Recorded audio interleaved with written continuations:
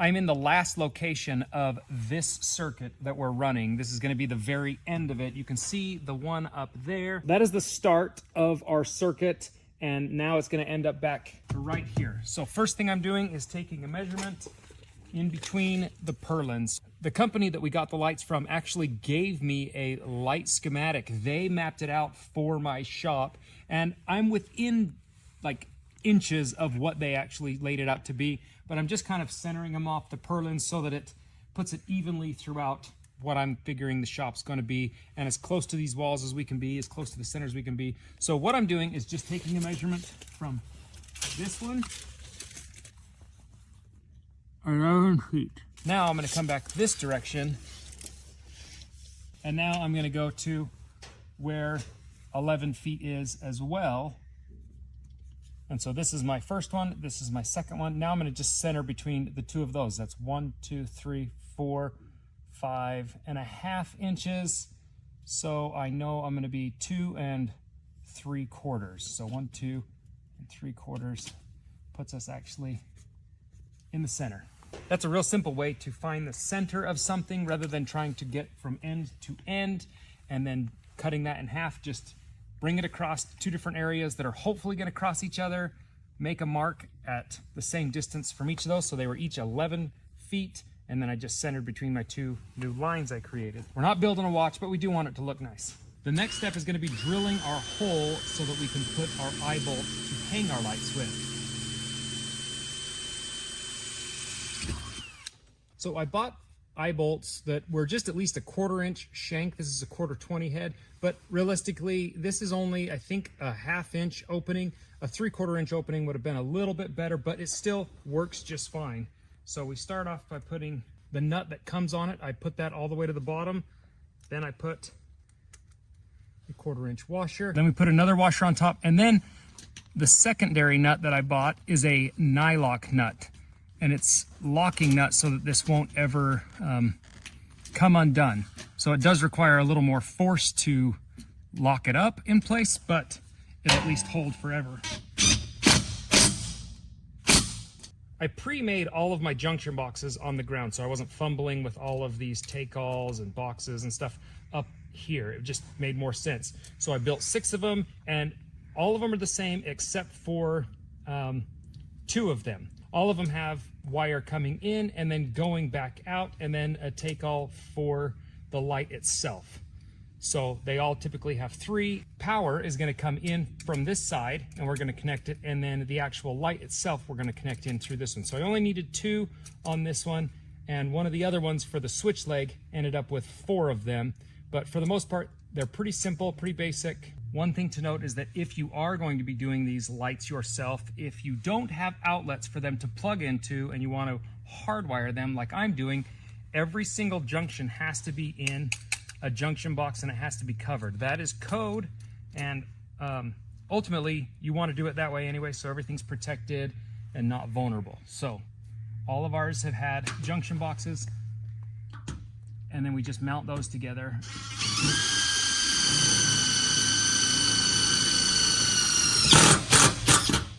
Because we are running this wire and leaving it exposed, it does need to be in some sort of a conduit, or it needs to have a shield on it. So instead of running conduit and then pulling wire, I just bought shielded wire. It is more expensive, but you'll be happy with it in the long run. It's just easier to work with, I feel like, and then it meets all of the code standards that you need. So it's protected, covered. Buy a couple rolls of it or 1 roll of it, and then just keep it and use it up. So if you've never worked with shielded wire, there are a few tricks to it.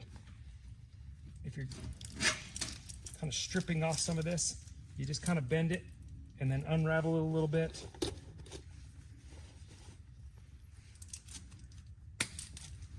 Cut that off. And then I always will cut back this plastic that goes with it as well. And then one of the things I like to do is try to cut that so it looks nice and sits nice. And then if we've got any little edge bending to poke in, we definitely want to try and pry that back out,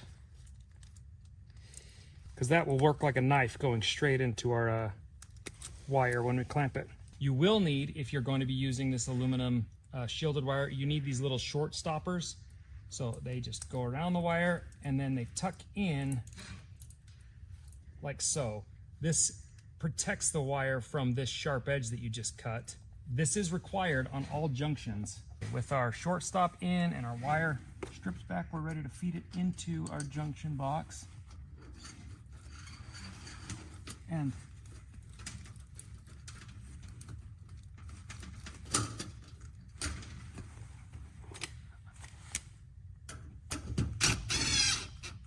so when it comes to tightening down these take-alls, you do need to be careful. You don't want to cinch this guy all the way down because it can pinch those wires. But you need to make sure that that short stop and the end connection is kind of past this, as deep into that as possible. Pull it in, lock it down, and now it's good to go and it's protected. Now our wire is actually fed, and if we were going to go continually down the series, we would have to put another take-all, and I would run that one in so that I had this wire coming in, wire going out, and that's how the rest of the junction boxes look. With your light, you're going to get a hook that comes with it that allows it to kind of clamp onto maybe cable or whatever you've got. They do make some hooks that you can get to clamp right to these purlins, but I didn't want to try and order those, and they're kind of expensive. These eye bolts are really cheap, and it's a real secure way to make sure this isn't going anywhere. We're going to undo our little security bolt there that makes it so it can't ever swing out of this hook. And I like the redundancy that they have so that things stay secure. A bigger eyelet would be better for these, so make sure, maybe take one of these hooks to the store with you when you buy your eyelets so you know what size to get.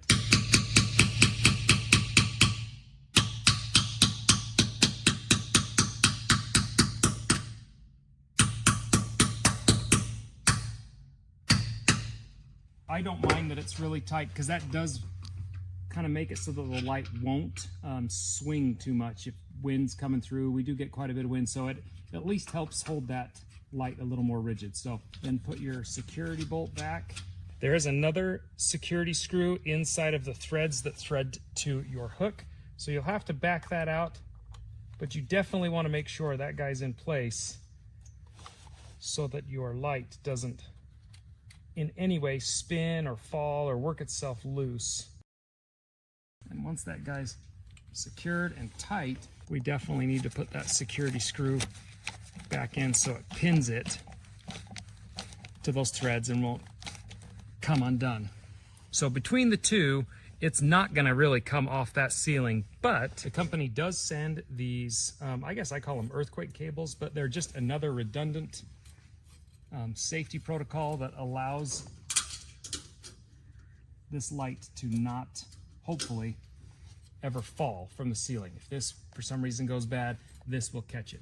So it's kind of nice that they're keeping that. And depending on where you're at, if this is a commercial setting, the code will actually require that. Now, if you wanted, you could just set this up to be an outlet for just like a regular outlet, and these could be a plug and play.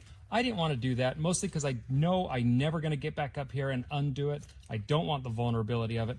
So I am going kind of the extra mile on these. We are hardwiring these. So the first step is to cut that guy off. And then I like to feed it actually back up through here, just so that all my wire stays kind of uniform. Tell the wire where to go. So I kind of give me a rough feed of where I know I'm going to come into the box from. Give me some slack off and I know I'm going to cut it. Now here's the really, really tricky part. Stripping this wire. You have to be very careful because if you cut too far, you'll cut into your wires and then you can short it and you it won't repair well. So take your time here, and if you're not comfortable doing that, put the outlet on and that'll just be much easier. But if you're a little comfortable with it, I recommend doing it this way because it just looks better. So I cut just a little bit down and then you kind of pry it until you see it separate. And then I'll get just a little further and then I just work my way around a little bit at a time. Okay, there we go. Now we've got our wires all stripped, ready to go.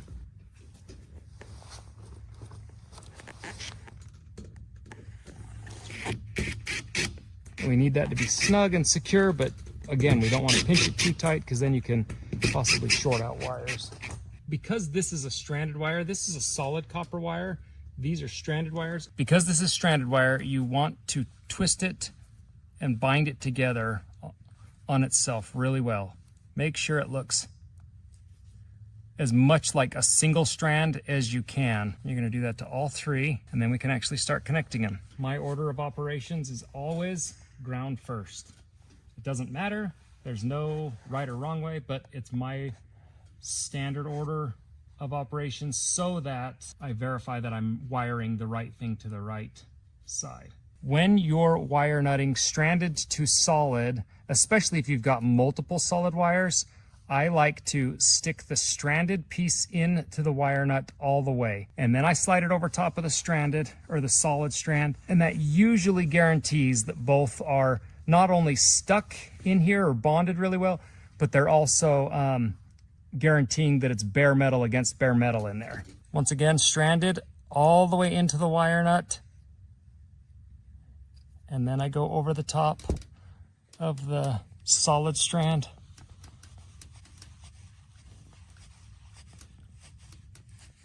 Tighten that guy up. Last but not least, a cover plate for all of them. What's cool about these lights is they actually are dimmable if you want a dimming switch to be put in place. They come with it. I'm not using it, so it just stays right there. The next thing is I'm just opening this guy up to verify that everything is on the highest setting. I want the brightest possible with these lights, but you can adjust it between the different brightnesses. And I verify that before I go down because I don't want to come back up here to adjust anything. So check that, seal it back up, and these lights are done. That looks fantastic. And I've divided this shop into being this half and that half. And I did it that way for two reasons. One, so that you don't have to have all or nothing. And number two is because 12 lights was a little bit too much for a single 20 amp circuit. So we bumped it up to two 20 amp circuits. That will really help the power feel a little more stable as well. I am getting ready to set up the other 6 lights, and I want to show you all of the junction boxes. This is the exact order they're going to go in and exactly how they're going to work. This one has 3 because the power is actually going to come from the power box to here and will feed through these. And then this one, once we come from this one, we'll go over. This one will have 4 because this one's going to actually power all of the boxes, plus have a switch leg for it. Then we'll go this way and it will dead end there. So it will create somewhat of a U shape, but then it'll go off. These are the lights that I was sent from my shop, and what I like about them is, one, they are a high bay light, and I need high bay lights because our ceilings are so high in the shop. And 2, they're adjustable. I can actually change which wattage I'm using, anywhere between 90 watts or 150 watts. I've got them set to the 150 watts so that they're as bright as possible, but I love that I have the option to change it in case we shift some of the shop around a little bit. It's just adjustable. Here's what comes with it. First out of the box is our instructions, and they're pretty simple because these are a plug and play light. And I am going the extra mile and hardwiring them into my shop, but if you didn't want to do that, you could just plug them into an outlet or an extension cord and they're going to work great. They are a 2-pack, so you'll get 2 hooks, 1 for each light, 2 security cables. These are the UFO high bay light. They're 150 watts, which is not a lot of power, but considering how bright they get, they work fantastic, and we're going to use all 12 of them in our shop. 12-2 is coming up in that aluminum clad. One splits off and goes to this box, the other one splits off and goes to that box. From those boxes back, it is that 12-3 wire that I talked about, and it goes all the way back until we get to this last junction box at 12-3 wire. What I tried to do is, because that wire has 2 wires in it, I can use one to go down and one to come back up into our light switches. Since we're outside on the shop, when I wanted to run these, one thing I wanted to do was I wanted to make sure, since I have a constant hot coming in, I put an outlet on these because that won't take away from the lights. So that's cool. And then anytime I'm inside a shop or a cold room or dark room, I buy these light kind of lamp lights. So when they're off, they glow, so they're easy to find in the dark. I think that's a great option. I will link these guys down below for sure. And our lights are working just fine. So our lights are lit, the shop is lit. Now we're waiting on doors, but we're moving forward with progress on the shop. We're getting a lot done in the meantime. So if you liked today's video, give it a thumbs up. If you're new to the channel, subscribe. I will link the lights that I used and all of the other parts that I used in the description down below. Until next time, I'll see you guys later.